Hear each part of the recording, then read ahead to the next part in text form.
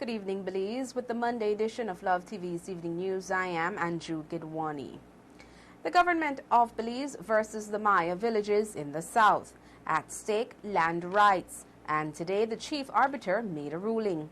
Love TV's Dalila Ikal and cameraman Miles Gillett were at the Supreme Court this morning when the decision was handed down. The exercise of justice is joy for the righteous. The words can't describe my emotions. 15 years of work,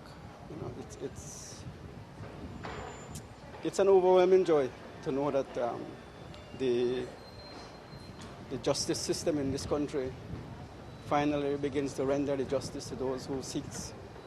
Christina Koch and Gregory Chuck, along with many Maya leaders, attended this morning's judgment on the Maya land rights case at the Supreme Court and emerged victorious against the government.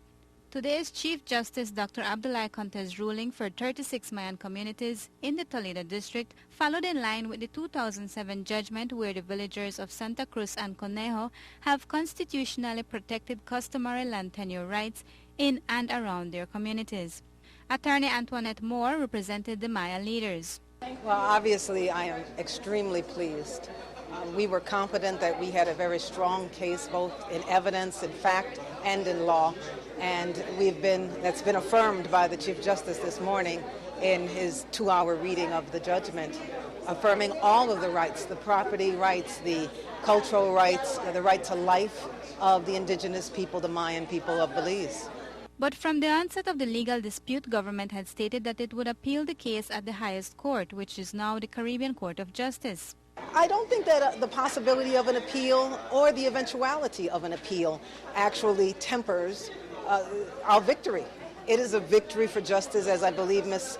Koch probably just said. It's a victory for the rights of all Belizeans. And the fact that an appeal may be forthcoming does not temper that whatsoever. We are extremely happy, extremely pleased, and look forward, in fact, to a higher court affirming these same rights. And should the government choose to pass legislation to annul the term communal land rights in the country, which the Chief Justice explained during his ruling has happened in numerous countries, Moore said that could not happen. And the judgments, plural now, both give constitutional protection to the indigenous property rights. And so it would be unconstitutional for the government to now present legislation that attempts to extinguish the land rights that are protected by the Constitution of Belize. The Chief Justice further encouraged the government and Maya leaders to be partners in governing communal land. And this reconciliation, says Moore, and one of the Maya leaders, Gregory Chuck, starts with those oil concessions that have been approved within southern Belize. It was always our position that the government should have consulted, and it continues to be our position that legally, even before this judgment, that the government, yes, indeed, needs to consult.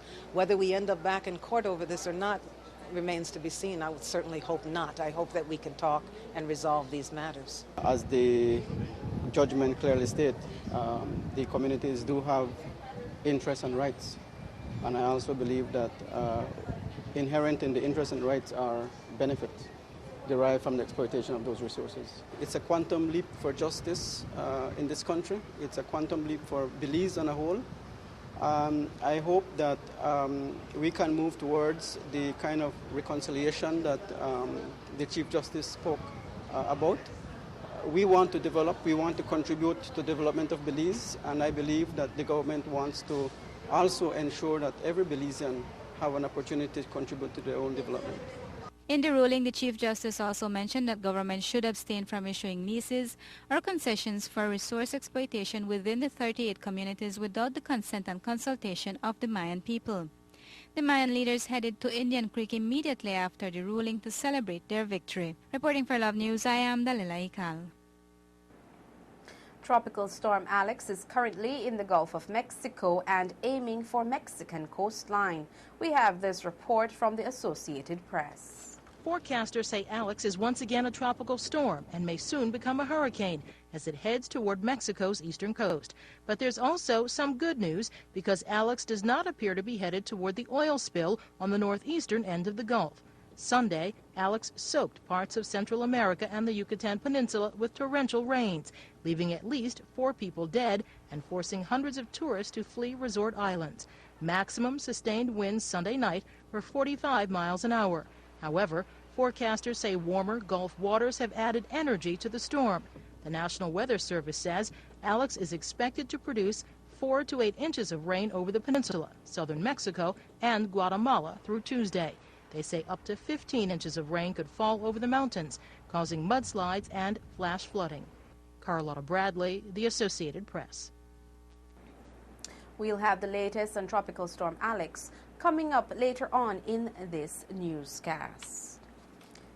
And when we come back, we'll tell you about an incident that crashed a party for Belizeans in Miami. Then we'll take you to Belmopan to show you the 2010 graduates of the National 4-H program.